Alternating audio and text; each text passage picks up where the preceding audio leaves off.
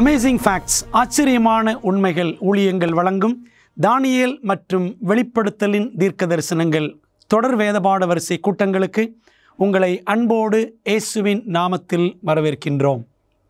பிரியமானவர்களே, இந்த நாளின் செய்தியை நாம் படிப்பதற்கு முன்பதாக உங்களுக்குரிய இலவச பிரதியை அறிமுகம் செய்ய விரும்புகின்றேன். ஜோதிடர்களையும் மனம் சார்ந்த சக்திகள் கொண்டவர்களையும் தேவன் ஏவுகிறாரா என்ற அழகான பாட பிரதியை நீங்கள் பெற்றுக்கொள்ள வேண்டும் என்று சொன்னால் எங்களுடைய தொலைபேசி எண்ணிலே அழைக்கும்படி நான் கேட்டுக்கொள்கின்றேன். அல்லது ஆன்லைனில் நீங்கள் டவுன்லோட் பண்ண வேண்டும் என்று சொன்னால் எங்களுடைய அமேசிங் ஃபேக்ட்ஸ் வெப்சைட்டுக்குள்ளாக சென்று நீங்கள் இதை பதிவிறக்கம் செய்து கொள்ளும்படி நான் அழைக்கின்றேன். இந்த நாளின் செய்தியை நாம் தியானிக்கலாமா? சோதிடர்களையும் மனோவசியக்காரரையும் தேவன் ஏவுகிறாரா? இந்த நாளின் பாடத்தை நாம் படிக்கும் முன்பாக ஆண்டோடைய உதவியை ஜெபத்திலே தேடுவோமா? எங்கள் நல்ல பிதாவே, இதோ இந்த அருமையான நாளில் உம்முடைய சத்தியத்தை நாங்கள் படிக்க வந்திருக்கிறோம். ஆவியானவர் தாமே எங்களுக்கு வேதத்தின் மகத்துவங்களை, ஆழங்களை வெளிப்படுத்த வேண்டும் என்று ஜெபிக்கிறோம். எங்களோடு பேசும் கர்த்தாவே, சொல்லும் அடியார்கள் கேட்கிறோம்.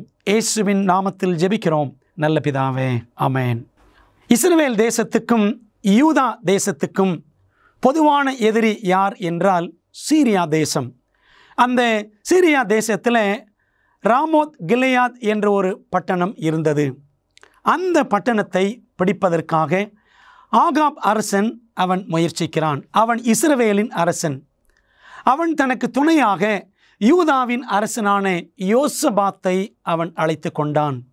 யோசபாத் தேவனுக்கு பயந்த அரசன். ஆனால் ஆகாப் என்ற இஸ்ரவேலின் அரசனோ தேவனை விட்டு விலகி போய் பாகால் வணக்கத்திலே விழுந்து போனவன். இந்த ஆகாப் 400 பாகால் தீர்க்கதரிசிகளை அவன் தன்னிடம் வைத்திருந்தான். ஆகவே அவர்கள் எல்லாரையும் விசாரித்த பொழுது, நான் சீரியா தேசத்திற்கு சென்றால் வெல்லுவேனா, அந்த பட்டணத்தை பிடிப்பேனா என்று அவன் கேட்டபொழுது, எல்லா 400 பாகால் தீர்க்கதரிசிகளும் கள்ள தீர்க்கதரிசிகளும் போகலாம் என்று சொன்னார்கள். நீர் நிச்சயமாக ராமோத் கிலெயாத்தை பிடிப்பீர் என்று அவர்கள் சொன்னார்கள். அன்பான தேவப்பிள்ளைகளே, இந்த சம்பவத்தை நாம் விழாவாரியாக 1 ராஜாக்கள் 22ஆம் அதிகாரத்திலே வாசிக்கிறோம். அந்த சமயத்தில் அங்கே இருந்த கர்த்தருக்கு பயந்த அரசனான யோசபாத் சொன்னார், கர்த்தருடைய தீர்க்கதரிசி இங்கே யாரும் இல்லையா என்று கேட்கிறார். உடனே ஆகாப் அரசன், இங்கே ஒரு தீர்க்கதரிசி இருக்கிறார், அவனுடைய பெயர் மிகாயா, ஆனால் அவன் எப்பொழுதுமே எனக்கு விரோதமாகவே அவன் தீர்க்க தரிசனம் சொல்லுவான் என்று ஆகாப் சொல்லுகிறான். இதை கேட்ட யோசபாத், அவர் வரட்டும், மிகாயா தீர்க்கதரிசி வந்து அவர் கர்த்தருடைய வார்த்தையை சொல்லட்டும் என்று சொன்ன உடனே மிகாயா அழைத்து வரப்படுகிறார். ஆகவே அவர் அழைத்து வரப்படும் பொழுது மற்ற எல்லா தீர்க்கதரிசிகளும் சொன்னார்கள், எல்லாருமே ராஜாவுக்கு சாதகமாகவே நல்ல விஷயத்தை சொல்லுகிறார்கள், நீயும் அப்படியே சொல் என்ற உடனே மிகாயா சொன்னார், கர்த்தர் என்ன சொல்லுவாரோ அதையே நான் சொல்லுவேன். ஆகவே 2 அரசர்கள், யூதா அரசன் யோசபாத், இஸ்ரவேல் அரசன் ஆகாப், இருவரும் உட்கார்ந்திருக்கிறார்கள். ஏராளமான தீர்க்கதரிசிகள், படை வீரர்கள் எல்லாரும் இருக்கிறார்கள். அந்த சமயத்தில் மிகாயா சொன்னது என்ன சொன்னார் தெரியுமா? வேதாகமத்திலிருந்து நாம் வாசிக்கலாம். 1 ராஜாக்கள் 22ஆம் அதிகாரம் 28ஆம் வசனம். அப்பொழுது மிகாயா, நீர் சமாதானத்தோடு திரும்பி வருகிறது உண்டானால் கர்த்தர் என்னை கொண்டு பேசினதில்லை என்று சொல்லி, ஜனங்களே நீங்கள் எல்லாரும் இதை கேளுங்கள் என்றான். என்ன நடந்தது தெரியுமா? மிகாயா சொன்னார், நீர் யுத்தத்துக்கு போவீர், ஆனால் ஜெயிக்க மாட்டீர். ஆகாப் அரசனே, நீர் சமாதானமாய் திரும்பி வர மாட்டீர். உம்முடைய முடிவு அந்த யுத்தத்தில் உறுதியாக்கப்படும் என்பதை தீர்க்கதரிசி சொல்லுகிறார். இதை கேட்ட உடனே ஆகாப் அரசனுக்கு மிகுந்த கோபம். மிகாயா தீர்க்கதரிசி கன்னத்தில் அறையப்பட்டார். பைபிளில் வாசிக்கிறோம். பிரியமான தேவ பிள்ளைகளே, இந்த தீர்க்கதரிசி சொன்ன வார்த்தை இது நிறைவேறக்கூடாது என்ற எண்ணத்தில் ஆகாப் அரசன் அவன் என்ன செய்கிறான், மாறு வேடம் பூண்டு அந்த யுத்தத்தில் அவன் போய் ஈடுபட்டான். என்ன ஆயிற்று தெரியுமா? வசனம் சொல்லுகிறது, 1 ராஜாக்கள் 22:34, ஒருவன் நினையாமல் வில்லை நாணேற்றி எய்தான், அது இஸ்ரவேலின் ராஜாவினுடைய ஆகாப் ராஜாவினுடைய கவசத்தின் சந்துகளுக்குள் பட்டது என்று வாசிக்கிறோம். ஆகாப் அரசன் அந்த யுத்தத்தில், சீரியா தேசத்துக்கு எதிரான யுத்தத்தில் அவன் படுகாயம் அடைந்து அவன் செத்து போனான். பிரியமானவர்களே, 400 பாகால் தீர்க்கதரிசிகள் சொன்ன செய்தி உண்மையா, அல்லது கர்த்தருடைய தீர்க்கதரிசியான மிகாயா சொன்னது உண்மையா? கள்ள தீர்க்கதரிசிகள், நல்ல தீர்க்கதரிசிகள். ஆனால் ஆகாப் அரசன் எந்த தீர்க்கதரிசிகளை நம்பினான்? பிரியமான தேவ பிள்ளைகளே, தீர்க்கதரிசிகளை பற்றிய பாடங்களை நாம் இன்றைக்கு படிக்க போகிறோம். தேவன் தம்முடைய இறுதி திட்டங்களை யாருக்கு வெளிப்படுத்துவார்? கர்த்தராகிய ஆண்டவர் தீர்க்கதரிசிகளாகிய தம்முடைய ஊழியக்காரருக்கு தமது இரகசியத்தை வெளிப்படுத்தாமல் ஒரு காரியத்தையும் செய்யார் என்று ஆமோஸ் 3:7 வாசிக்கிறோம். ஆண்டவர் தம்முடைய கடைசி கால திட்டங்களை, நடைபெறப் போகிற இறுதி சம்பவங்களை தீர்க்கதரிசிகள் மூலமாக அவர் வெளிப்படுத்துவார். கடைசி காலத்தில் நல்ல மற்றும் கள்ள தீர்க்கதரிசிகள் என்று இரு சாரார் இருப்பார்களா? பாருங்கள், இயேசு அதை விளக்குகின்றார். அநேகம் கள்ள தீர்க்கதரிசிகளும் எழும்பி அநேகரை வஞ்சிப்பார்கள். மத்தேயு 24:11 வாசிக்கிறோம். அநேகம் கள்ள தீர்க்கதரிசிகள். நல்ல தீர்க்கதரிசிகள் இருந்தாலும் அநேகம் கள்ள தீர்க்கதரிசிகளும் இருப்பார்கள் என்பது இயேசு சொன்ன வார்த்தை. பிரியமான தேவ பிள்ளைகளே, நல்ல தீர்க்கதரிசிகள், கர்த்தருக்கு பயந்த தீர்க்கதரிசிகள் எப்படி எழும்புகிறார்கள்? வேதம் சொல்லுகிறது பாருங்கள், கடைசி நாட்களில் நான் மாம்சமான யாவர் மேலும் என் ஆவியை ஊற்றுவேன், அப்பொழுது உங்கள் குமாரரும் உங்கள் குமாரத்திகளும் தீர்க்க தரிசனம் சொல்லுவார்கள் என்று அப்போஸ்தலர் 2:17 பேதுரு சொல்லுகிறார். எங்கிருந்து சொல்லுகிறார்? யோவேல் 2ஆம் அதிகாரம் 28-29 வசனங்களை அவர் பயன்படுத்தி இங்கே பெந்தேகோஸ்தே நாளில் அவர் பேசினார். அன்பான தேவ பிள்ளைகளே, தேவன் தம்முடைய ஆவியை ஊற்றும் பொழுது பாருங்கள், குமாரரும் குமாரத்திகளும், ஆண் பிள்ளைகளும் சரி பெண் பிள்ளைகளும் சரி, அவர்கள் தீர்க்க தரிசனம் சொல்லுவார்கள். ஆண்டவர் வேதாகமத்தில் தீர்க்கதரிசிகளாக ஆண்களை மட்டுமல்ல, மோசே, எசேக்கியேல், எரேமியா, தானியேல், இன்னும் அநேக ஆண் தீர்க்கதரிசிகள் இருக்கிறார்கள். அதுபோலவே தேவன் பெண் தீர்க்கதரிசிகளையும் பயன்படுத்தி இருக்கிறார்.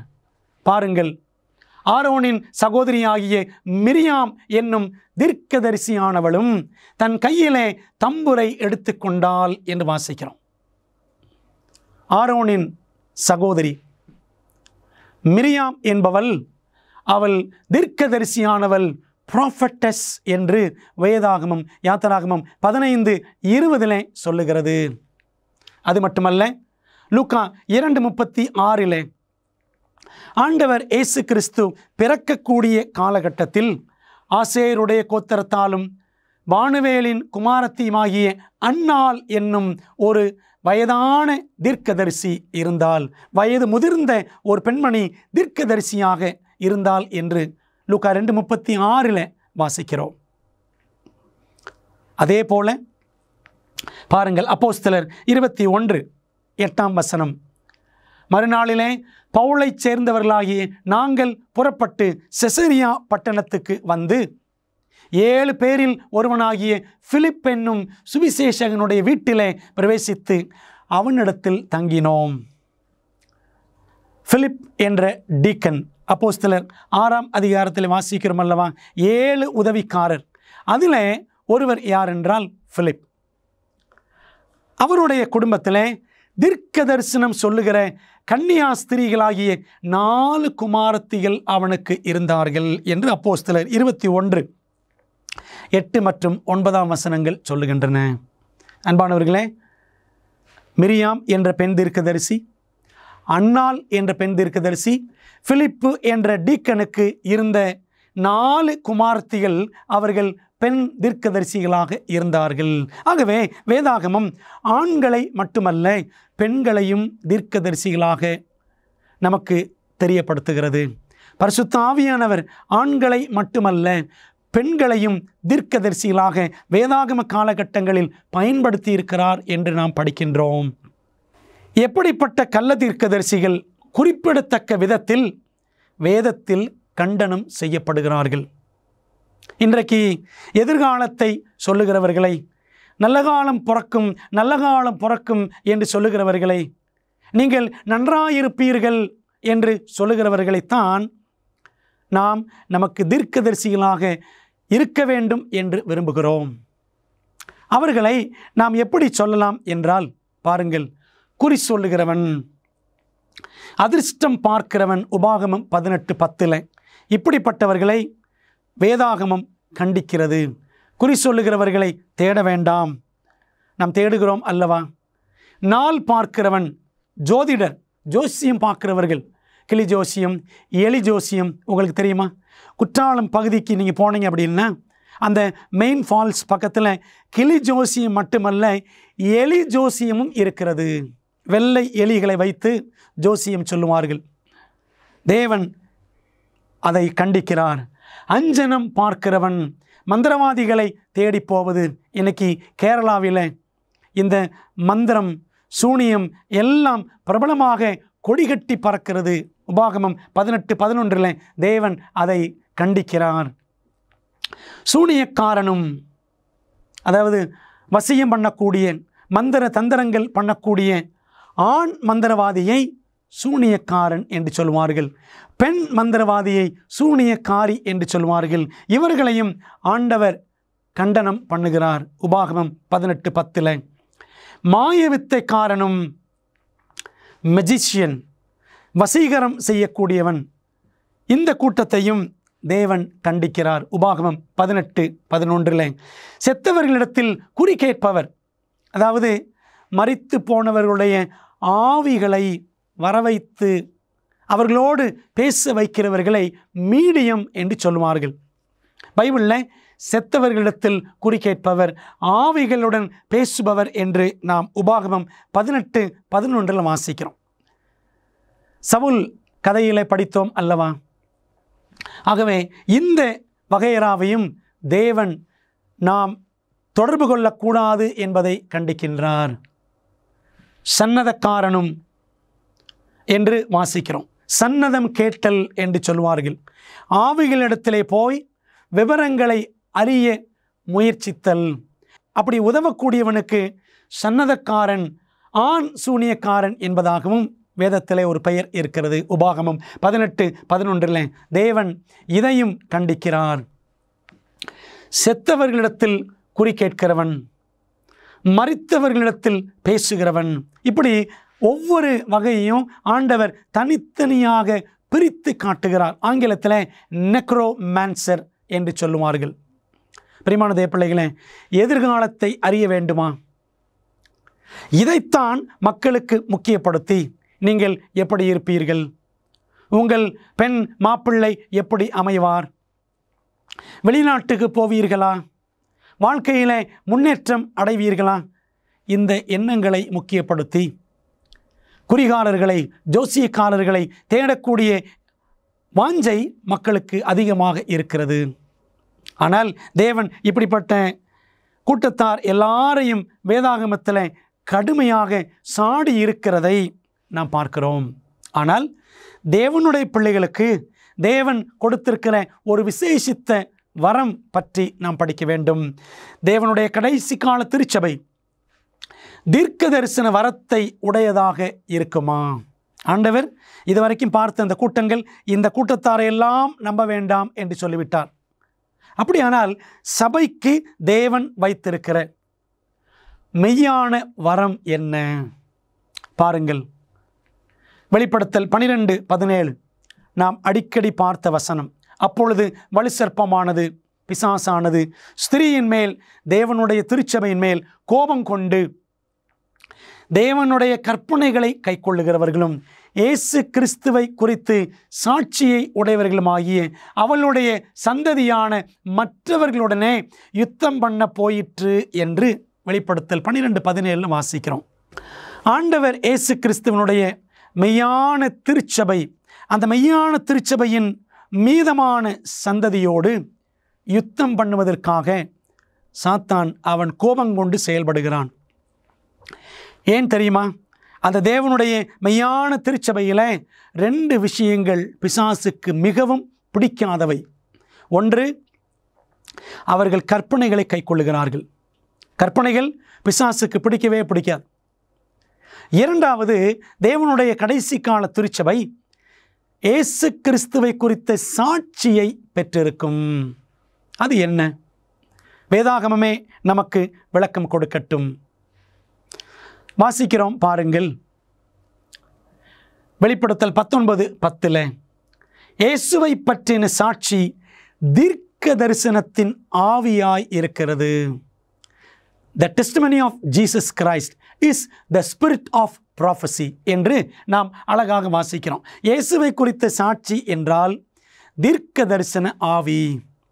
ஆண்டவர் தீர்க்கதரிசிகள் மூலமாக பேசுவார் என்று நாம் படித்தோமே, அந்த தீர்க்க தரிசன வரத்தை தான் இயேசு கிறிஸ்துவை குறித்த சாட்சி என்று பார்க்கிறோம். நம் ஆரம்பத்தில் படித்த வசனம் திரும்பவும் ஆமோஸ் 3:7 கர்த்தராகிய ஆண்டவர் தீர்க்கதரிசிகளாகிய தம்முடைய ஊழியக்காரருக்கு தமது ரகசியத்தை வெளிப்படுத்தாமல் ஒரு காரியத்தையும் செய்யார். ஆண்டவர் இயேசு கிறிஸ்துவின் திருச்சபையிலே அவர் தீர்க்க தரிசன வரத்தை கொடுத்திருக்கிறார் என்று நாம் பார்க்கின்றோம். பிரியமான தேவ பிள்ளைகளே, நாம் வேதாகமத்திலே 1 கொரிந்தியர் 1 படித்தோம் என்று சொன்னால், ஆண்டவர் திருச்சபைக்கு வைத்திருக்கிற அந்த தீர்க்க தரிசன வரத்தை குறித்து படிக்கிறோம். பாருங்கள். 1 கொரிந்தியர் 1 கிறிஸ்துவை பற்றிய சாட்சி உங்களுக்குள்ளே ஸ்திரப்படுத்தப்பட்டபடியே நீங்கள் இயேசு கிறிஸ்துவுக்குள்ளாய் எல்லா உபதேசத்திலும் எல்லா அறிவிலும் மற்ற எல்லாவற்றிலும் சம்பூர்ணமுள்ளவர்களாக்கப்பட்டிருக்கிறபடியால் அவர் மூலமாய் உங்களுக்கு அளிக்கப்பட்ட தேவ கிருபைக்காக நான் உங்களை குறித்து எப்பொழுதும் என் தேவனை ஸ்தோத்திரிக்கிறேன். ஆண்டவர் கிறிஸ்துவை பற்றிய சாட்சியின் மூலமாக திருச்சபையை சம்பூரணமாய் அவர் ஆசீர்வதிக்கிறார். எல்லா உபதேசத்திலும் எல்லா அறிவிலும் தேவன் நிரப்புவார். தொடர்ந்து பாருங்கள். தம்முடைய குமாரனும் நம்முடைய கர்த்தருமாயிருக்கிற இயேசு கிறிஸ்துவுடனே ஐக்கியமாயிருப்பதற்கு உங்களை அழைத்த தேவன் உண்மை உள்ளவர். நீங்கள் 7 அப்படியே நீங்கள் யாதொரு வரத்திலும் குறைவில்லாதவர்களாய் நம்முடைய கர்த்தராகிய இயேசு கிறிஸ்து வெளிப்படுவதற்கு காத்திருக்கிறீர்கள்.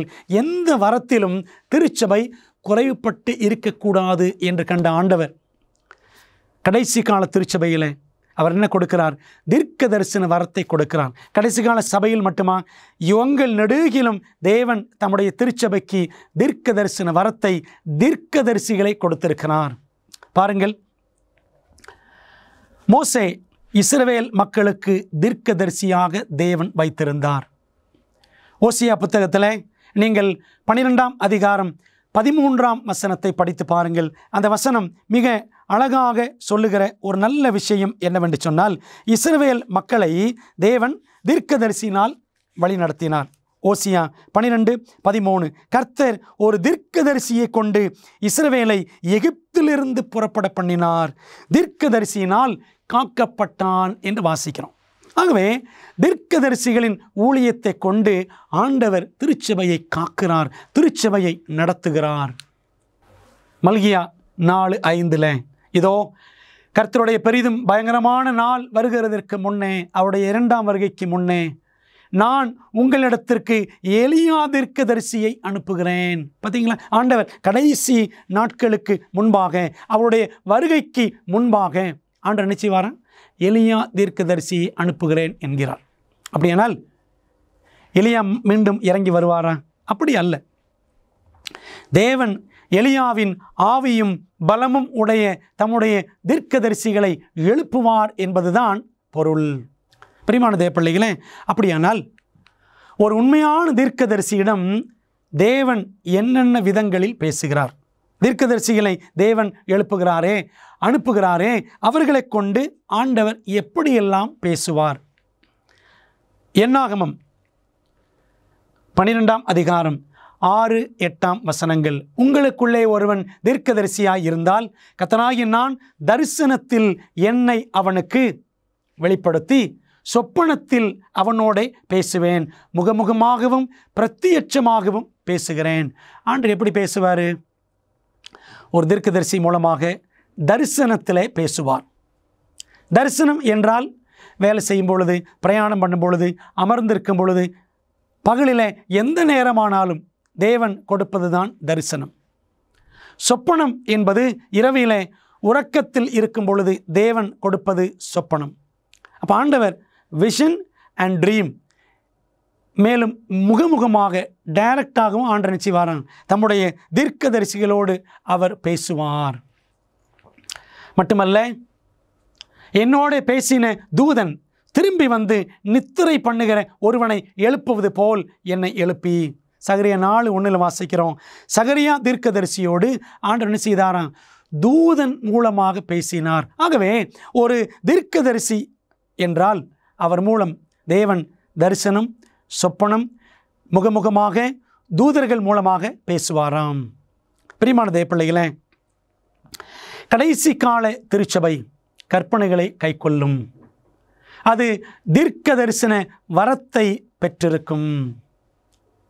அருமையான தேவனுடைய பிள்ளைகளே, கடைசி கால திருச்சபைக்கு, மீதமான திருச்சபைக்கு, செவன்த் டே அட்வென்டிஸ்ட் திருச்சபைக்கு தேவன் 1827ஆம் ஆண்டிலே எலன் ஒயிட் என்ற ஒரு பெண்மணியை அவர் எழுப்பினார். தீர்க்கதரிசியாக எழுப்பினார். 88 ஆண்டுகள் வாழ்ந்த இந்த பெண்மணி 1827 1915 வரைக்கும் அமெரிக்காவிலே வாழ்ந்த இந்த பெண்மணி 70 ஆண்டுகள் ஊழியம் செய்தார். அந்த 70 ஆண்டுகளிலே 2000த்திற்கும் அதிகமான தரிசனங்கள் மற்றும் சொப்பனங்களை தேவன் மூலமாக அவர் பெற்றிருக்கிறார். அவருடைய கணவர் ஜேம்ஸ் ஒயிட் என்பவர், அவரும் ஊழியத்தில் மிகவும் தாகம் உள்ளவர். இந்த 2 பேரும் 1846ஆம் ஆண்டிலே திருமணம் செய்து கொள்கிறார்கள். James white, Elon white. அவர்களுக்கு 4 ஆண் பிள்ளைகள். மூத்த மகன் ஹென்றி நிக்கால்ஸ் என்பவன் தன்னுடைய 16 வயதிலே அவன் இறந்து போக நேரிட்டது. 4வது மகன் ஹெர்பர்ட் ஒயிட் என்ற மகன் பிறந்து சில வாரங்களிலே அவன் மரித்து போகிறான். இடைப்பட்ட 2வது மகன், 3வது மகன் எட்சன் ஒயிட், வில்லியம் ஒயிட் ஆகியோர் பெற்றோரோடு சேர்ந்து ஊழியம் செய்தார்கள். அன்பான தேவப்பிள்ளைகளே, இப்படிப்பட்ட ஊழிய வாஞ்சை கொண்ட இந்த குடும்பம் தேவனால் பயன்படுத்தப்பட்டது. 1844ஆம் வருஷத்தில் இருந்து ஏறக்குறைய எலன் ஹார்மன் என்ற அந்த பெண், திருமணத்திற்கு முன்பாக எலன் ஹார்மன், திருமணத்துக்கு பிறகு எலன் ஒயிட் என்று அழைக்கப்பட்டார். தன்னுடைய 17வது வயதிலிருந்து அவருக்கு தேவன் தரிசனங்களை கொடுக்க ஆரம்பித்தார். இந்த தரிசனம் பெறும்பொழுது ஒரு தீர்க்கதரிசி எந்த நிலையில் இருப்பார்? தானியேல் புத்தகத்தை படித்து பார்த்தால் நீங்கள் தானியேல் புத்தகத்தில் 8ஆம் அதிகாரம் 10ஆம் அதிகாரம் எல்லாம் படித்து பாருங்கள். தீர்க்கதரிசிகள் தரிசனத்தை பெறும்பொழுது அவர்கள் பலத்தை இழந்து போவார்கள். சுற்றிலும் என்ன நடக்கும் என்பது அவர்களுக்கு தெரியாது. அவர்கள் சில சொப்பனங்களை காணும் பொழுது, தரிசனங்களை காணும் பொழுது அர்த்தம் தெரியாமல், விவரம் புரியாமல் திகைத்து இருப்பார்கள். சில நாட்களாக வியாதிப்பட்டும் கிடந்திருக்கிறார்கள். அன்பான தேவப்பிள்ளைகளே, தானியேலுக்கு அப்படியெல்லாம் நடந்திருக்கிறது. பவுலை பாருங்கள். அவன் தரிசனத்தை பார்க்கிறான். தமஸ்குக்கு போகும் பொழுது பிரகாசமான ஒளி, 3 நாட்கள் அவன் பார்வையை இழந்து போனான். அதே போல எலன் ஒயிட் அம்மையாருடைய அந்த 70 ஆண்டுகள் ஊழியத்திலும் அவர்கள் தேவன் மூலமாக பெற்ற 2000க்கும் அதிகமான சொப்பனங்கள், தரிசனங்களை அலசி ஆராய்ந்து பார்த்தால் சரித்திரம் சொல்லுகிறது, வேதாகமத்தின் தீர்க்கதரிசிகளைப் போலவே அவருக்கும் சுற்றிலும் என்ன நடக்கிறது என்று தெரியாத நிலை ஏற்பட்டிருக்கிறது.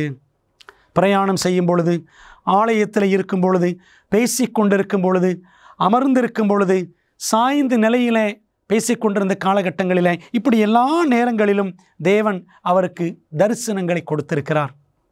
சுற்றிலும் என்ன நடக்கிறது என்பதை அவர்கள் அறியாமல் இருந்திருக்கிறார்கள். இவர் உண்மையிலேயே தரிசனத்தை தான் பார்க்கிறாரா என்று சோதிப்பதற்காக அவருக்கு முன்பாக நெருப்பை கொண்டு வந்திருக்கிறார்கள், மெழுகுவர்த்தியை. மூச்சு காற்றினால் அந்த ஃப்ளேம், நெருப்பு அசைகிறதா என்று பார்ப்பதற்கு அப்படி ஒன்றும் அசையவில்லை. எலன் ஒயிட்டுடைய முகத்திற்கு முன்பாக முகம் பார்க்கிற கண்ணாடியை கொண்டு வந்திருக்கிறார்கள். அவர்களுடைய மூச்சு காற்று அதில் படுகிறதா? அப்படி ஒன்றும் படவில்லை. ஒவ்வொரு முறை தரிசனத்தை பார்க்கும் பொழுதும் எலன் ஒயிட் அம்மையார் மகிமை மகிமை மகிமை என்று அவர்கள் என்ன செய்வார்களாம்? ஒரு தெய்வீக தொனியை அவர்கள் முழங்குவார்களாம். தன்னுடைய ஊழிய காலத்தில் ஏறக்குறைய 60 தடவைக்கும் மேலாக தேவ தூதர்களை பார்த்திருக்கிறார். தேவ தூதர்களோடு அவர் பேசியிருக்கிறார். பரலோக காட்சிகளை அவர் பார்க்கும் பொழுது சுற்றிலும் நடக்கிற எதுவுமே அவர்களுக்கு தெரியவில்லை. பெலன் இழந்து போன நிலை தரிசனத்துக்கு பிறகு ஏற்படும். ஆனால் அந்த தரிசனத்தின் நேரத்தில் தெய்வீக பெலன் பெற்ற பெண்மணியாக கையில் ஒரு பெரிய வேதாகமத்தை, 8 கிலோவுக்கு மேலாக இருக்கக்கூடிய வேதாகமத்தை அவங்க என்ன செஞ்சுருக்காங்க? சுமார் 4 மணி நேரம் கையிலேயே உயர்த்தி வைத்திருந்திருக்கிறார்கள். அன்பான தேவப்பிள்ளைகளே, இப்படி தரிசனம் பார்த்து முடித்த பிற்பாடு அவர்களுக்கு பலனெல்லாம் போயிருந்திருக்கிறது. சுற்றிலும் எல்லாமே இருண்ட சூழ்நிலையிலே அவர்களுக்கு தெரிந்தது. அந்த தரிசனத்தை விட்டு வெளியே வந்த உடனே பிற்பாடு கொஞ்சம் கொஞ்சமாக அவர்கள் இயல்பு நிலைக்கு திரும்புவார்களாம். பிரியமான தேவப்பிள்ளைகளே, ஒரு தீர்க்கதரிசி, தேவனுடைய தீர்க்கதரிசி வேதாகமத்தில் அடையக்கூடிய அத்தனை அனுபவங்களையும் எலன் ஒயிட் அம்மையாரும் பெற்றிருந்திருக்கிறார். வேதாகம தீர்க்க தரிசனத்தில் வெளிப்படுத்தப்பட்டுள்ளபடி நம்முடைய மோசமான உலகத்திற்கான தேவனின் திட்டத்தை அறிய விரும்புகிறீர்களா? உங்கள் மிகப்பெரிய சவால்களுக்கு நடைமுறையான நம்பகமான தீர்வுகள் வேண்டுமா? ஊக்கமளிக்கும் மற்றும் அறிவூட்டும் ஆச்சரியமூட்டும் உண்மைகள் வேதாகம பாட வழிகாட்டிகள் 27 அழகான வரைகளை மற்றும் நேரடியான பதில்களை புரிந்து கொள்ள எளிதான வகையில் வேதத்தின் அடிப்படையில் சிறப்பான மேலான பாடங்களை வழங்குகின்றது. ஒவ்வொரு ஆய்வு வழிகாட்டியும் உங்கள் வாழ்க்கையின் மிக முக்கியமான உண்மைக்கான பொருத்தமான வேதாகம பதில்களை நோக்கி உங்களை வழிநடத்தும். நான் எப்படி ஆரோக்கியமான ஐக்கியத்தை பெறுவது? இயேசு எப்போது எப்படி மீண்டும் வருவார்? மேலும் இப்படி பல கேள்விகளுக்கு உங்கள் எதிர்காலத்தை வாய்ப்பாக விட்டுவிடாதீர்கள். ஆச்சரியமூட்டும் உண்மைகள் வேதாகம பாட வழிகாட்டிகளிடமிருந்து உங்கள் வாழ்க்கையை சத்தியத்துடன் மாற்றுங்கள். ஆங்கிலம், இந்தி, தமிழ் மற்றும் தெலுங்கு மொழிகளில் கிடைக்கிறது. காத்திருக்க வேண்டாம். bookstore.aftv.in என்ற இணையதளம் மூலம் உங்கள் முழுமையான ஆய்வு வழிகாட்டிகளை இன்றே ஆர்டர் செய்யுங்கள். அன்பான தேவப்பிள்ளைகளே, மெய்யான தீர்க்கதரிசிக்கு அற்புதங்களை செய்வது திட்டவட்டமான சான்றாக உள்ளதா? இன்றைக்கு ஒருவர் தீர்க்கதரிசி என்றால் அவர் எதிர்காலத்தை பற்றி சொல்ல வேண்டும், அற்புதங்கள் எல்லாம் செய்ய வேண்டும் என்று நாம் எதிர்பார்க்கிறோம். வேதாகமத்தில் பாருங்கள், யோவான் ஸ்நானன் அவன் மிகப்பெரிய தீர்க்கதரிசி. இயேசு கிறிஸ்து அப்படித்தான் சொன்னார் மத்தேயு 11:11. ஆனால் அந்த யோவான் ஸ்நானன் ஏதாகிலும் அற்புதங்கள் செய்தாரா? யோவான் 10ஆம் அதிகாரத்தில் வசனம் 41 நாம் படித்தால், அநேகர் அவரிடத்தில் வந்து, இயேசுவிடத்தில் வந்து, யோவான் ஒரு அற்புதத்தையும் செய்யவில்லை. யோவான் ஸ்நானன் ஒரு அற்புதமும் செய்யவில்லை. ஆனால் அந்த யோவான் ஸ்நானன் வல்லமையான தீர்க்கதரிசியாக ஊழியம் செய்தான். பிரியமானவர்களே, இன்னைக்கு தீர்க்கதரிசி என்றால் அற்புதங்கள் செய்ய வேண்டும் என்று நாம் மனதிலே ஒரு எண்ணம் வைத்திருக்கிறோம். இன்றைக்கு அப்படிப்பட்ட அற்புதங்களையும் தீர்க்கதரிசிகள் செய்கிறார்கள். அவைகள் அற்புதங்களை செய்கிற பிசாசுகளின் ஆவிகள். இன்னைக்கு எல்லாரையும் நம்ம தீர்க்கதரிசி நம்பிடுறோம். ஏமாந்து போகிறோம். அவைகள் அற்புதங்களை செய்கிற பிசாசுகளின் ஆவிகள். தீர்க்கதரிசிகள் என்ற பெயரில் இன்றைக்கு கிறிஸ்தவ உலகமே வஞ்சிக்கப்பட்டிருக்கிறது. அவைகள் பூலோகமெங்கும் உள்ள ராஜாக்களை சர்வ வல்லமையுள்ள தேவனுடைய மகா நாளில் நடக்கும் யுத்தத்திற்கு கூட்டிச் சேர்க்கும்படிக்கு புறப்பட்டு போகிறது என்று வெளிப்படுத்தல் 16:14 வாசிக்கிறோம். இன்றைக்கு தீர்க்கதரிசிகள் என்ற பெயரில் ஏராளமான கள்ள தீர்க்கதரிசிகள் கிறிஸ்தவர்களை, உலகத்தையே தேவனுக்கு விரோதமாக யுத்தம் பண்ண திருப்பி கொண்டிருக்கிறார்கள். அன்பான தேவப்பிள்ளைகளே, அப்படியானால் உண்மையான தீர்க்கதரிசியை கண்டறிவதற்கு என்னென்ன சோதனைகள் வேதாகமத்தில் இருக்கின்றன என்று பார்க்கலாமா? ஒரு தீர்க்கதரிசிக்கான மிக முக்கியமான பரிசோதனை எது? முதலாவது சோதனை, வேதத்தையும் சாட்சியாகமத்தையும் கவனிக்க வேண்டும். இந்த வார்த்தையின்படியே சொல்லாவிட்டால் அவர்களுக்கு விடியற் காலத்து வெளிச்சம் இல்லை. ஏசாயா 8:20. என்ன அர்த்தம் அப்படின்னா, ஒரு மெய்யான தீர்க்கதரிசி, கர்த்தருடைய தீர்க்கதரிசி ஆண்டவருடைய வேதத்திற்கு இசைவாக செயல்பட வேண்டும். அவர் சொல்லக்கூடிய தீர்க்க தரிசனங்கள் எதுவானாலும் சரி, ஆண்டுடைய வேதத்திற்கு ஒத்து போகிறதாக இருக்க வேண்டும். வேதாகமத்தை உயர்த்தக்கூடியதாக இருக்க வேண்டும். ஆனால் ஒரு உதாரணத்தை பாருங்கள். மார்மன் சபை என்ற ஒரு சபை இருக்கிறது, மார்மனிசம்.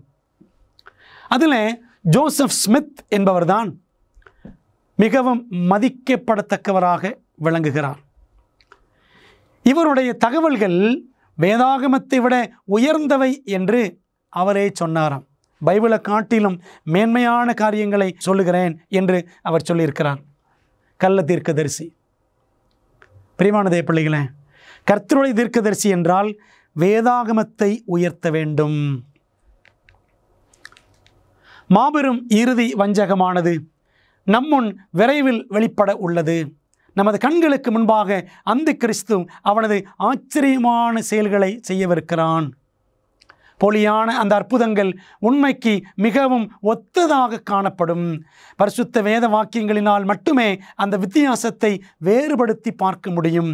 அவைகளின் சாட்சியினால் ஒவ்வொரு வாக்கியமும் ஒவ்வொரு அற்புதமும் சோதிக்கப்பட வேண்டும் என்று எலன் ஒயிட் அம்மையார் கிரேட் கான்ட்ரவர்சி என்ற புத்தகத்தில், மாபெரும் ஆன்மீக போராட்டம் என்ற புத்தகத்தில் அவர் சொல்லுகிறார். ஒரு தீர்க்கதரிசி ஆண்டவருடைய வேதாகமத்தை உயர்த்த வேண்டும். எலன் ஒயிட் என்ன சொல்கிறாங்க பாருங்க. அந்த கிறிஸ்து அவன் நிறைய ஆச்சரியமான செயல்களை செய்வான். அது உண்மையா போலியா என்பதை நாம் கண்டறிய வேண்டும் என்றால் ஆண்டுடைய வேத வசனங்களினால் மட்டும்தான் நாம் புரிந்து கொள்ள முடியும். பார்த்தீர்களா? ஒரு தீர்க்கதரிசி வேதாகமத்தை உயர்த்த வேண்டும். Elon white.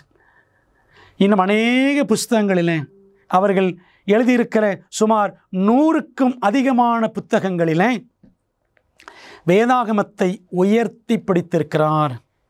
இரண்டாவது, ஒரு தீர்க்கதரிசிக்கான இரண்டாவது பரிசோதனை என்ன?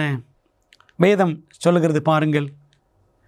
தேவ ஆவியை நீங்கள் எதினால் அறியலாம் என்றால், மாம்சத்தில் வந்த இயேசு கிறிஸ்துவை அறிக்கை பண்ணுகிற எந்த ஆவியும் தேவனால் உண்டாயிருக்கிறது. 1 யோவான் 4:2. உலகத்தில் இன்னைக்கு ஏராளமான ஆவிகள், ஏராளமான தீர்க்கதரிசிகள். எல்லா ஆவியும் கர்த்தரிடத்தில் வந்த ஆவியா? நம்ம என்ன செய்யணும் அப்படின்னா, தீர்க்கதரிசியாக வரக்கூடிய ஒரு நபர் அல்லது ஆவியை பெற்றிருக்கிறேன் என்று சொல்லக்கூடிய ஒரு நபர் என்ன செய்யணும்? மாம்சத்தில் வந்த இயேசு கிறிஸ்துவை அறிக்கை பண்ணி இயேசுவை உயர்த்த வேண்டும். இன்றைக்கு ஒரு தீர்க்கதரிசி என்று எடுத்துக்கொண்டால் அவர் தன்னைத்தான் பிரபலம் பண்ண தேடுகிறார். தீர்க்கதரிசன வரம் பெற்றவர் என்று விளம்பரம் பண்ணி கொள்ளுகிறார்கள். தங்களுக்கு பிரபலம் உண்டாக வேண்டும் என்று தேடுகிறார்கள். இயேசுவை உயர்த்துவதாக தெரியவில்லை. பிரியமான தேவப்பிள்ளைகளே, மெய்யான தீர்க்கதரிசி இயேசுவை உயர்த்துவார். அனாதியான பூர்வ நாட்கள் முதல் தேவனாகிய இயேசு கிறிஸ்து பிதாவுடன் ஒன்றாக இருந்தார். அவர் இயேசு பிதாவின் தற்சுரூபமாக இருந்தார் என்று டிசரவேஜஸ் புத்தகத்தில் பக்கம் 20 யோங்களின் வாஞ்சை என்ற தமிழ் புத்தகத்தில் எலன் ஒயிட் எழுதுகிறார். என்ன அர்த்தம்? பிதாவுக்கு ஒப்பாகவே இயேசு கிறிஸ்து இருக்கிறார். பிதாவோடு இயேசு கிறிஸ்து ஒன்றாக இருக்கிறார். பிரியமான தேவ பிள்ளைகளே, இன்றைக்கி அநேகர் பொதுவாக யெகோவா விட்னஸ் சபையை எடுத்துக்கொண்டால் பிதா மட்டும்தான் அப்படின்றாங்க. இயேசு தெய்வம் அல்ல. மணவாட்டி சபை என்று சொல்லக்கூடிய சபையை எடுத்துக்கொண்டால் இயேசு மட்டும்தான் என்று சொல்கிறார்கள். பிதா ஆவியானவரை முக்கியப்படுத்துவதில்லை. இன்னைக்கு பெந்தேகோஸ்து மக்களை எடுத்துக்கொள்ளுங்கள், ஆவியானவரைத்தான் முக்கியப்படுத்துகிறார்கள். பிதாவையும் இயேசுவையும் ஓரளவுக்குத்தான். ஆனால் பிரியமானவர்களே, பிதாவும் குமாரனும் ஆவியானவரும் சமம். பிதாவுக்கு ஒன்றாக இயேசு இருக்கிறார் என்பதை எலன் ஒயிட் அழகாக எழுதி இயேசுவை உயர்த்துகிறதை, இயேசுவுக்கு முக்கியத்துவம் கொடுக்கிறதை நாம் பார்க்கின்றோம். ஒரு தீர்க்கதரிசிக்கான 3வது பரிசோதனை என்ன? வேதம் சொல்லுகிறது மத்தேயு 7:16 அவர்களுடைய கனிகளினாலே அவர்களை அறிவீர்கள். ஒரு மெய்யான தீர்க்கதரிசி வேதத்தை உயர்த்த வேண்டும், அந்த வேதத்தின்படி வாழ வேண்டும். இயேசுவை உயர்த்த வேண்டும், இயேசுவை பின்பற்ற வேண்டும். அதாவது அந்த மெய்யான தீர்க்கதரிசியின் வாழ்க்கையில் இயேசு கிறிஸ்துவனுடைய குணலட்சணங்கள் வெளிப்பட வேண்டும். அமெரிக்காவில் உள்ள காங்கிரஸ் நூலகமானது உலகிலேயே மிகவும் அதிகமாக மொழிபெயர்க்கப்பட்ட எழுத்தாளர் பட்டியலில் 4வது இடத்தை எலன் ஒயிட் அவர்களுக்கு கொடுக்கிறது. உலகத்தில் 4 பிரபலமான ஆசிரியர்கள், எழுத்தாளர்கள்: Georges Simenon, Karl Marx, Leo Tolstoy, 4வது எலன் ஒயிட். இவர்களுடைய புஸ்தகங்கள் தான் உலக மொழிகளிலேயே அதிகமாக மொழிபெயர்க்கப்படுகிறது. மேலும் இவர் உலகிலேயே மிகவும் மொழிபெயர்க்கப்பட்ட பெண் எழுத்தாளர் என்று, உலகிலேயே மிகவும் மொழிபெயர்க்கப்பட்ட அமெரிக்க எழுத்தாளர் என்றும் அங்கீகரிக்கப்பட்டுள்ளார்.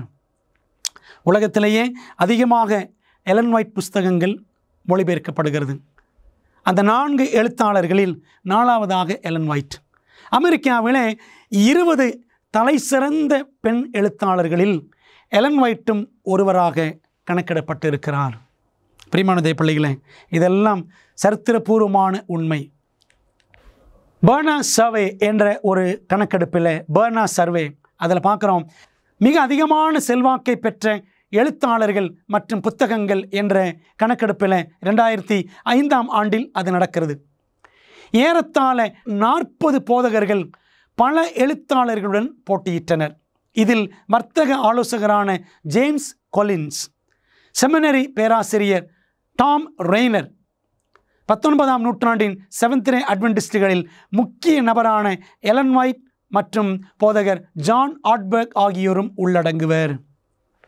பிரியமானவர்களே, முக்கியமான செல்வாக்கு பெற்ற எழுத்தாளர்கள், செல்வாக்கு பெற்ற புஸ்தகங்களை எழுதினவர்களில் எலன் ஒயிட்டும் முக்கிய நபராக 2005ஆம் ஆண்டின் கணக்கெடுப்பில் அவர் பெயரும் உள்ளே இருக்கிறது.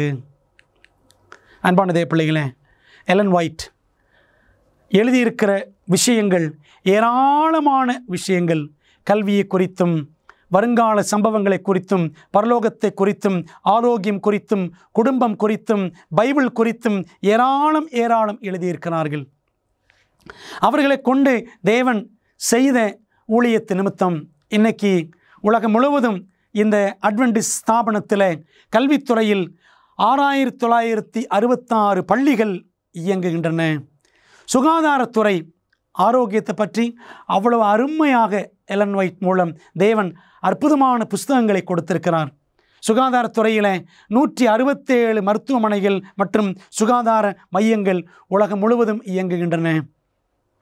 புஸ்தகம் அச்சடிக்கூடிய அந்த வெளியீட்டு தொழிலில் 65 அச்சுப்பணி நிறுவனங்கள் மற்றும் கிளைகள் உலகெங்கும் இருக்கின்றன. அவர்களுடைய எழுத்துக்களில் சில ஆரோக்கிய சம்பந்தமான கருத்துக்களை நாம் பார்க்கலாமா? எலன் ஒயிட்டின் வார்த்தைகள்: புகையிலை பயன்படுத்துவதற்கான கட்டுக்கடங்காத ஆசையானது அந்நபரையே அழித்துவிடும். புகையிலை ஒரு நபரை அழித்துவிடும். மேலும் அது புளித்த திராட்சரசம், மதுபானம் அல்லது போதையை அளிக்கக்கூடிய மற்றொரு வல்லமையான ஒன்றை பயன்படுத்த வேண்டும் என்ற ஆசைக்கு வழிவகுக்கும். அதாவது புகையிலை எடுக்கிறவர்கள் அடுத்த கட்டமாக ஆட்டோமேட்டிக்காக என்ன செய்வாங்க, மதுபானத்தையும் அவர்கள் தேடுவார்கள் என்று எலன் ஒயிட் எழுதியிருக்கிறார். இன்றைக்குரிய மருத்துவம் என்ன சொல்லுகிறது? புகையிலையை உபயோகிக்கும் பிள்ளைகள் மதுபானம், மாரிஜுவானா மற்றும் சட்டத்திற்கு விரோதமான போதைப் பொருட்களையும் தொடர்ந்து பயன்படுத்த துவங்குகிறார்கள். பிரியமானவர்களே, எலன் ஒயிட் அம்மையார் 150 ஆண்டுகளுக்கு முன்பாக சொன்னதை இப்பொழுது இருக்கிற மருத்துவம் உறுதிப்படுத்துகிறது. எலன் ஒயிட்டின் வார்த்தைகள், அநேகருடைய மரணத்திற்கு காரணம் இருதய செயலிழப்பு, மாரடைப்பு என்றே எப்போதும் நம்பப்பட்டதென்று அண்மையில் படித்தேன். ஆனால் உண்மையிலேயே புகையிலையும் மதுபானமும் அநேகருடைய உடல் அமைப்பை விஷமாக்கி இருந்தது. ஹார்ட் அட்டாக் வந்து தான் அநேகர் சாகுறாங்க அப்படின்னு நான் கேள்விப்பட்டேன். ஆனால் உண்மையிலேயே புகையிலை, மதுபானம் இது அநேகருடைய உடலை விஷமாக்குகிறது அப்படின்னு எலன் ஒயிட் அப்பொழுது எழுதி வைத்தார்கள். இன்றைய மருத்துவம் சொல்லுகிறது, ஒவ்வொரு வருடமும் இருதயம் சம்பந்தப்பட்ட நோயினால் அமெரிக்காவில் 3 லட்சத்துக்கும் மேலானவர்கள் அவர்களுடைய மரணம் புகைப்பிடிப்பதின் நேரடி விளைவினால் ஏற்படுகிறது. பார்த்தீங்களா, சிகரெட் அடிக்க புகையிலையை பயன்படுத்த அது கடைசியில் மாரடைப்புக்கு கொண்டு போய்விடும். அதனால் 3 லட்சத்திற்கும் அதிகமானவர்கள் அமெரிக்காவில் மரிக்கிறார்களாம் ஒவ்வொரு வருஷம். பிரியமான தேவப்பிள்ளைகளே, அப்போது புகையிலை பற்றி அப்போவே எழுதி வைத்திருக்கிறார்கள் 150 ஆண்டுகளுக்கு முன்பாக. அது இன்றைக்கு எவ்வளவு உண்மை என்று நிரூபிக்கப்படுகிறது பார்த்தீர்களா? எலன் ஒயிட்டின் வார்த்தைகள், தானியங்கள், பழங்கள், கொட்டைகள் மற்றும் காய்கறிகள் ஆற்றல் மிக்க மனத்திறனை அளிக்கின்றன. உச்சிக்கல் வாய்ந்த தூண்டக்கூடிய மற்ற உணவுகளால் இதை அளிக்க முடியாது. ஆண்டவர் ஆதியிலேயே ஏதேன் தோட்டத்திலேயே கொடுத்த உணவு முறை, தானியங்கள், பழங்கள், கொட்டைகள், காய்கறிகள், இது உடலுக்கு மிகவும் நல்லது என்று அவர்கள் எழுதி வைத்தார்கள். இன்றைக்குரிய மருத்துவம் சொல்லுகிறது, இறைச்சியில் உள்ள ஒரு பொருளானது மூளையின் செயல்பாட்டை பாதிப்பிற்குள்ளாக்குகிறது. இறைச்சி மூளையை பாதிக்கும். மேலும் மூளை நன்றாக செயல்பட தேவைப்படுகின்ற பொருள் இறைச்சியில் இல்லை.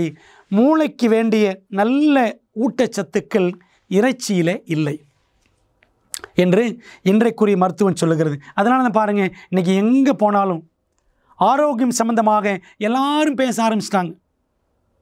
இந்துக்கள், முஸ்லிம்கள் எல்லாரும் ஆரோக்கியத்தை முக்கியப்படுத்துகிறார்கள். ஆண்டவர் இதை 150 ஆண்டுகளுக்கு முன்பாகவே எலன் ஒயிட் மூலம் சொன்னார். அதை இன்றைய மருத்துவம் உறுதிப்படுத்துகிறது. பல வருடங்களுக்கு முன் அமெரிக்காவிலும் ஐரோப்பாவிலும் மற்றும் பிற தேசங்களிலும் நிகழ்கால வெளிச்சத்தின் சத்தியத்தை அறிவிக்கும் புத்தகங்களும் கைப்பிரதிகளும் கொடுக்கப்பட அநேக இடங்களில் கட்டிடங்கள் எழுப்பப்பட வேண்டும் என்று தேவன் எனக்கு விசேஷித்த அறிவுரைகளை அளித்தார். ஆண்டவர் எலன் ஒயிட்டுக்கு வெளிப்படுத்தினாராம். ஆண்டோடைய சத்தியம் எல்லா இடங்களுக்கும் போகணும். ஆகவே நிறைய கட்டிடங்களை, ஊழியம் செய்வதற்கான அச்சகங்களை அமெரிக்காவிலே, ஐரோப்பாவிலே, பிற தேசங்களிலே ஏற்படுத்த வேண்டும் என்று தேவன் வெளிப்படுத்தினார். நமது புத்தகங்கள் மற்றும் பிரதிகள் மூலம் நிகழ்கால சத்தியத்தின் பிரகாசமான ஒளிக்கதிர்களின் வெளிச்சமானது உலகத்தை பிரகாசிப்பிக்க வேண்டும். சத்தியம் எல்லா இடத்துலையும் பரவணும் அப்படின்னு தேவன் சொன்னார். அதை டெஸ்டிமனிஸ் வால்யூம் 8 பக்கம் 87 எலன் ஒயிட் எழுதுகிறார். அதே போல தான் பாருங்கள், இன்றைக்கி உலகத்தில் 65 நாடுகளில் அச்சுக்கூடங்கள் அட்வென்டிஸ் ஸ்தாபனத்தில் செயல்படுகின்றன. பிரியமான தேவ பிள்ளைகளே, இப்படி ஒரு தீர்க்கதரிசியை கொண்டு தேவன் இந்த கடைசி கால திருச்சபையை அருமையாக அவருடைய உயிரோடு இருக்கும் பொழுது அவருடைய ஊழியத்தின் மூலம், அவர் மரித்த பிற்பாடு அவருடைய எழுத்துக்களின் மூலம் தேவன் இன்னும் வழி நடத்துகிறார். ஆண்டவர் சொல்லார் பாருங்க, உங்கள் தேவனாகிய கர்த்தரை நம்புங்கள், அப்பொழுது நிலைப்படுவீர்கள். அவருடைய தீர்க்கதரிசிகளை நம்புங்கள், அப்பொழுது சித்தி பெறுவீர்கள். 2 நாளாகமும் 20:20 வாசிக்கிறோம். ஆண்டவருடைய தீர்க்கதரிசிகளை நம்பினால் காரியம் வாய்க்கும். அதான் சித்தி பெறுவீர்கள் என்பதற்கான அர்த்தம். உங்களுடைய வாழ்க்கை செழிப்பாகும், அதுதான் சித்தி பெறுவீர்கள் என்பதற்கான அர்த்தம். இந்த திருச்சபை அட்வென்டிஸ்ட் ஸ்தாபனம் மெய்யாகவே எலன் ஒயிட் அவர்கள் மூலமாக தேவன் மிகப்பெரிய அளவில் அவர்கள் எழுத்துக்கள் மூலம் ஊழியத்தின் மூலம் ஆசீர்வதித்திருக்கிறார். பால்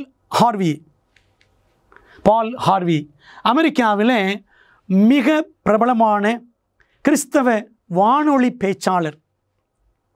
த ரெஸ்ட் ஆஃப் த ஸ்டோரி என்ற அமைப்பில் அவர் மிகவும் பிரபலமானவர்.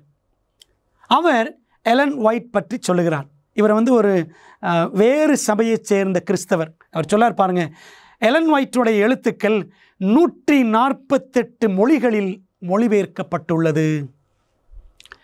மார்க்ஸ், நான் சொன்னேன் அல்லவா, கார்ல் மார்க்ஸ், லியோ டால்ஸ்டாய் மற்றும் ஷேக்ஸ்பியரை காட்டிலும் அதிகமாக மொழிபெயர்க்கப்பட்டுள்ளது. எலன் ஒயிட் அம்மையாரோட புஸ்தகங்கள் எல்லாமே ஆவிக்குரிய புஸ்தகங்கள். லியோ டால்ஸ்டாய் நிறைய கதைகள் எழுதியிருக்கிறார். கார்ல் மார்க்ஸ் அவர் பொது உடைமைவாதம், கம்யூனிசம், கடவுள் இல்லை என்று எழுதியிருக்கிறார். ஆனால் எலன் ஒயிட் இயேசுவை உயர்த்தி நம்முடைய ஆவிக்குரிய வாழ்க்கைக்கு பயனுள்ள காரியங்களை எழுதியிருக்கிறார் என்று நான் பார்க்கிறோம். அவர் சொல்லார் பாருங்க, பால் ஹார்வி 148 மொழிகளில் எலன் ஒயிட் புஸ்தகங்கள் வெளிவந்திருக்கின்றன. தொடர்ந்து படிக்கிறோம். முழுமையான ஆவிக்குரிய மற்றும் சரீர ஆரோக்கியத்திற்கான பரிந்துரையை இப்பொழுதுதான் உலகம் பாராட்ட துவங்கியுள்ளது. எலன் ஒயிட்டை குறித்து உங்களுக்கு தெரியுமா? அவரை குறித்து தெரிந்து கொள்ளுங்கள் அப்படின்னு பால் ஹார்வி எழுதியிருக்கிறார். பிரியமானவர்களே, அவருடைய எழுத்துக்களை இப்பொழுதுதான் உலகம் அறிந்து கொள்ள தொடங்கி இருக்கிறது. ஒருவேளை இந்த செய்தியின் மூலம் நீங்கள் அதை அறிந்து கொள்ள, எலன் ஒயிட் அவர்களை குறித்து தெரிந்து கொள்ள தேவன் வாய்ப்பு கொடுத்தார் என்று நீங்கள் நம்பினால், அவருடைய புஸ்தகங்கள் உங்களுக்கு தேவையா? எங்களோடு தொடர்பு கொள்ளும்படி நாங்கள் அழைக்கின்றோம். தீர்க்கதரிசிக்கான 4ஆம் பரிசோதனை என்ன? பாருங்கள், வேதம் சொல்லுகிறது, அந்த தீர்க்கதரிசி சொன்ன வார்த்தையின்படியே வந்தால் அப்பொழுது அவன் கர்த்தர் மெய்யாய் அனுப்பின தீர்க்கதரிசியாக விளங்குவான் என்று எரேமியா தீர்க்கதரிசி சொன்னான். எரேமியா 28:9. ஒரு தீர்க்கதரிசி கர்த்தருடைய தீர்க்கதரிசி என்றால் அவர் சொன்னது நடக்கணும். சில உதாரணங்களை பார்க்கலாமா? 1902ஆம் வருஷம் எலன் ஒயிட் எழுதினார், வெகு காலம் செல்லாது இப்பொழுதே இந்த பட்டணங்கள் அனைத்தும் தேவனுடைய நியாய தீர்ப்புக்குள் விழும். சான் பிரான்சிஸ்கோ மற்றும் ஓக்லண்ட் நகரங்கள், இதெல்லாம் அமெரிக்காவில் இருக்க நகரங்கள், சோதம் குமாராவை போல் மாறிக்கொண்டே வருகின்றன. தேவன் தம்முடைய சினத்துடன் அவைகளை நியாயந்தீர்ப்பார். லைஃப் ஸ்கெச்சஸ் பக்கம் 412 அவர் எழுதுகிறார். பிரியமானவர்களே, தொடர்ந்து பாருங்கள். ஏப்ரல் 16, 1906ஆம் வருஷத்தில் எலன் ஒயிட் இவ்வாறு எழுதினார், ரா தரிசனத்தின் போது ஒரு உயரமான இடத்தில் நின்று கொண்டிருந்தேன். அங்கிருந்த வீடுகள் காற்றில் அசையும் நாணலை போல் அசைவதை என்னால் பார்க்க முடிந்தது. பெரிதும் சிறிதுமான கட்டிடங்கள் தரையில் விழுந்தன. உல்லாச போக்கிடங்கள், திரையரங்குகள், உணவகங்கள் மற்றும் செல்வந்தர்களின் வீடுகள் யாவும் அசைக்கப்பட்டு தரைமட்டமாயின. அநேக உயிர்கள் மாண்டு போயின. காயமடைந்த மற்றும் பீதியில் இருந்தவர்களுடைய அலறல் ஓசைகள் காற்றில் நிரம்பி இருந்தன அப்படின்னு டெஸ்டிமனிஸ் வால்யூம் 9 பக்கம் 92 வாசிக்கிறோம். ஏப்ரல் 16ஆம் தேதி எலன் ஒயிட் சொல்லுகிறார், 1906ஆம் வருஷத்தில். சரியாக 2 நாட்கள் கழித்து ஏப்ரல் 18ஆம் தேதி சான் பிரான்சிஸ்கோ, ஓக்லண்ட் இந்த நகரங்களில் பயங்கரமான பூமி அதிர்ச்சி ஏற்பட்டதாம். அந்த பூமி அதிர்ச்சியில் 490 உயரமான கட்டடங்கள் இடிந்து விழுந்தன. படிக்கிறோம் பாருங்க, காட்டில் அசையும் நாணலை போல் அசைவதை என்னால் காண முடிந்தது. அந்த வீடுகள் எல்லாம் 490 கட்டடங்கள் இடிந்து விழுந்தன. 800 பேர் மரித்து போனார்கள். 1500 பேர் படுகாயம் அடைந்தார்கள். 2.5 லட்சம் பேர் வீடுகளை இழந்தார்கள். ஒவ்வொரு 10 நிமிடங்களுக்கும் $1 மில்லியன் இணையான பொருட்சேதம் அந்த பட்டணங்களிலே உண்டாயிற்று. அன்பான தேவ பிள்ளைகளே, சினிமா தியேட்டர்கள், உல்லாச போக்கிடங்கள், ரெஸ்டாரண்ட்ஸ், பெரிய பெரிய பணக்காரர் வீடுகள் எல்லாம் தரைமட்டமாயின. நகரங்களிலே, பெருநகரங்களிலே வாழ்வது எத்தனை ஆபத்தானது.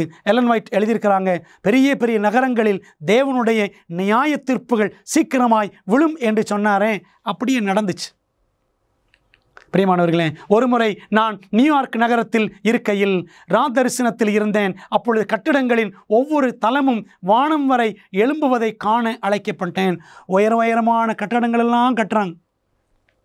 இந்த கட்டிடங்கள் தீயினால் அழியாது என உத்தரவாதம் பெற்றவை. மேலும் அவைகளின் உரிமையாளர்கள் மற்றும் கட்டமைப்பாளர்களை கனப்படுத்த கட்டப்பட்டவைகளாகும்.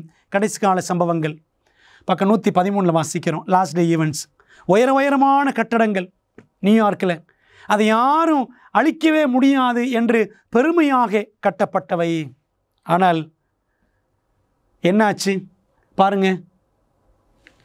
நமக்கு தெரியுமே, 2001ஆம் ஆண்டில் ட்வின் டவர்ஸ், இரட்டை கோபுரங்கள், வர்த்தக கோபுரங்கள் அமெரிக்காவிலே தரைமட்டமாக்கப்பட்டது. இதெல்லாம் தீயில எரியும் அப்படின்னு அவர்கள் தரிசனத்தில் கண்டதை எழுதி வைத்திருக்கிறார். அப்படியே நடந்தேறியது. அடுத்ததாக எனக்கு முன் கடந்து சென்ற காட்சி தீயணைப்பு மணியின் ஓசையாகும்.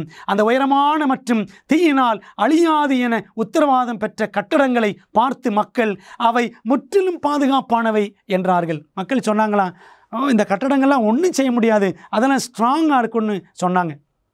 ஆனால் அவை வலுவற்ற பொருளினால் உருவாக்கப்பட்டிருந்ததை போல் அழிந்து போயின. தீயணைப்பு வாகனங்களால் அந்த அழிவை நிறுத்த எதுவும் செய்ய முடியவில்லை. தீயணைப்பு வீரர்களால் அவ்வண்டிகளின் என்ஜின்களையும் இயக்க முடியவில்லை. பார்த்தீங்களா, எப்போவே எழுதியிருக்கிறாங்க. 150 வருஷத்துக்கு முன்னாடி லாஸ்ட் டே ஈவெண்ட்ஸ் புக்கில் பக்கம் 113 கடைசி கால சம்பவங்கள் புத்தகத்தில் வாசிக்கிறோம். தீயணைப்பு வீரர்களால் கூட அணைக்க முடியல. அதானே நடந்துச்சு. உலக வர்த்தக கோபுரம், இரட்டை கோபுரம் தகர்க்கப்பட்டதே அமெரிக்காவில். தேவன் ஒரு மெய்யான தீர்க்கதரிசி என்றால் அவர் மூலமாக சொல்லுவது நிறைவேறும். பிரியமானவர்களே, 4 சோதனைகள் பார்த்தோம், பரிசோதனைகள். அது அப்படியே எலன் ஒயிட் வாழ்க்கையிலும் ஊழியத்திலும் நிறைவேறியது. இன்னும் அநேக காரியங்களை அவர் எழுதி வைத்திருக்கிறார், இனிமேலும் நிறைவேறும். அவைகளை படித்து நீங்கள் கற்றுக்கொள்ளுங்கள். தீர்க்க தரிசனத்தை குறித்த பவுலாரின் 3 கட்டளைகள் என்ன? தீர்க்க தரிசனங்களை அற்பமாய் எண்ணாதிருங்கள் அப்படின்னு ஆண்டு சொல்லியிருக்கிறார். எல்லாவற்றையும் சோதித்து பார்த்து நலமானதை பிடித்து கொள்ளுங்கள். 1 தெசலோனிக்கேயர் 5:20-21 வாசிக்கிறோம். தீர்க்க தரிசனங்களை அற்பமாய் எண்ணக்கூடாது. முதலாவது. 2வது, அதை சோதித்து பார்க்கணும். 3வது, அது நல்லது என்றால் அதை நாம் பின்பற்ற வேண்டும். எலன் ஒயிட் தேவனுடைய தீர்க்கதரிசி தானா என்று இன்னும் நீங்கள் சோதித்து பாருங்கள். உங்கள் பார்வையில் ஆவியானவர் அது நலம் என்று உணர்த்துவார். ஏற்றுக்கொண்டு பின்பற்றுங்கள். நாம் மெய்யான தீர்க்கதரிசியின் வார்த்தைகளை புறக்கணிக்கும் போது யாருடைய ஆலோசனையை புறக்கணிக்கிறோம்? பாருங்க, யோவான் ஸ்நானன் மிகப்பெரிய தீர்க்கதரிசி என்று இயேசு சொன்னார், லூக்கா 7:28-29. ஆனால் அவரையும் ஒரு கூட்டத்தார் என்ன செய்தார்களாம்? புறக்கணித்தார்கள். மக்களெல்லாம் ஏற்றுக்கொண்டார்கள். ஆயக்காரர் சகல ஜனங்களும் அவனாலே ஞானஸ்நானம் பெற்று தேவன் நீதிபரர் என்று அறிக்கையிட்டார்கள். ஆனால் பரிசேயரும் நியாய சாஸ்திரிகளுமோ அவனாலே ஞானஸ்நானம் பெறாமல் தங்களுக்கு கேடு உண்டாக தேவனுடைய ஆலோசனையை தள்ளிவிட்டார்கள். யோவான் ஸ்நானனை தள்ளிவிட்டார்கள். அது இயேசுவை தள்ளினதற்கு, தேவனுடைய ஆலோசனையை தள்ளினதற்கு சமம். அன்பானவர்களே, தீர்க்கதரிசிகள் மூலமாக கிடைக்கிற ஆலோசனைகளை நாம் தள்ளிவிடக்கூடாது. எருசலேமே எருசலேமே, தீர்க்கதரிசிகளை கொலை செய்து உன்னிடத்தில் அனுப்பப்பட்டவர்களை கல்லெறிகிறவளே என்று லூக்கா 13:34 இயேசு எருசலேமை பார்த்து சொன்னார். இன்றைக்கும் ஆண்டுடைய பிள்ளைகள் எல்லாரையும் பார்த்து தேவன் சொல்லக்கூடிய இந்த தீர்க்க தரிசன வரம் பற்றிய வெளிச்சத்தை நாம் ஜெபத்தோடு ஏற்றுக்கொள்ள வேண்டும். தீர்க்கதரிசியை நாம் தள்ளிவிடக்கூடாது. பரிசுத்த ஆவியானவருடைய சாட்சியை ஒன்றுமில்லாமற் போகச் செய்வதே சாத்தானுடைய கடைசி வஞ்சகமாக இருக்கும். தீர்க்க தரிசனம் இல்லாத இடத்தில் ஜனங்கள் சீர்கெட்டு போவார்கள். நீதிமொழிகள் 29:18. தேவனுடைய மீதமானவர்கள் தங்கள் நம்பிக்கையை மெய்யான சாட்சியாகமத்தின் மீது வைக்காதவாறு சமார்த்தியமாக பலவித வழிகளில் வெவ்வேறு ஏதுக்கரங்கள் மூலம் சாத்தான் கிரியை செய்வான். மாரநாத பக்கம் 150 எலன் ஒயிட் எழுதுகிறாங்க. அன்பான தேவ பிள்ளைகளே, தேவனுடைய அந்த தீர்க்க தரிசன ஊழியத்தை, அந்த தீர்க்க தரிசன வரத்தை, தீர்க்கதரிசியை நம்பாதபடிக்கு சாத்தான் செய்வான். நாம் மிக கவனமாக செயல்பட வேண்டும் என்று தேவன் எச்சரிக்கிறார். அன்பானவர்களே, எலன் ஒயிட்டின் சாட்சி நமக்கு மிகவும் அவசியம். அந்த தீர்க்க தரிசன ஊழியம் நமக்கு மிகவும் அவசியம் என்பதற்கான காரணங்கள் என்ன?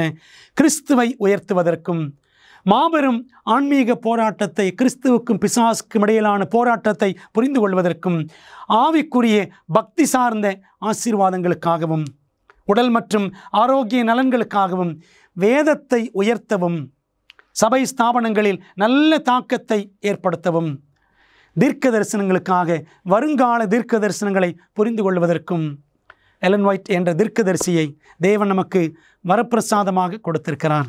அன்பானவர்களே, நாம் ஜெபத்தோடு அவர்கள் புஸ்தகங்களை படிப்போம். தேவன் இன்னும் தீர்க்கதரிசிகளை கொண்டு பேசுவதாலும் அவர் இன்றைக்கும் பேசுகிறார். மெய்யான தீர்க்கதரிசியின் வார்த்தைகள் தனிப்பட்ட விதத்தில் உங்களுக்கான இயேசுவின் சாட்சியாக இருப்பதினாலும், இக்காலத்து தீர்க்கதரிசிகளை வேதத்தை கொண்டு பரிசோதிக்கவும், அவருடைய சாட்சி வேதத்திற்கு ஒத்துப்போகிற பட்சத்தில் அவருடைய ஆலோசனைகளை பின்பற்றவும் நீங்கள் வாஞ்சிக்கிறீர்களா? பிரியமானவர்களே, வேதம் காட்டுகிற சான்றுகளின்படி மெய்யான தீர்க்கதரிசியை நான் ஏற்றுக்கொள்ளுகிறேன் என்று வாஞ்சிக்கிறவர்கள் என்னோடு சேர்ந்து ஒப்பு கொடுத்து ஜெபிப்பீர்களா? நல்ல பிதாவே, இந்த நாளின் தீர்க்க தரிசன வரம் பற்றிய பாடத்திற்கு நன்றி. நாங்கள் காரியங்கள் இப்படி இருக்கிறதா என்று ஆராய்ந்து பார்த்து நலமானதை பின்பற்ற உதவி செய்யும். இயேசுவின் நாமத்தில் ஜெபிக்கிறோம் நல்ல பிதாவே, ஆமேன். பிரியமானவர்களே, கர்த்தர் உங்களை ஆசீர்வதிப்பாராக. ஆமேன்.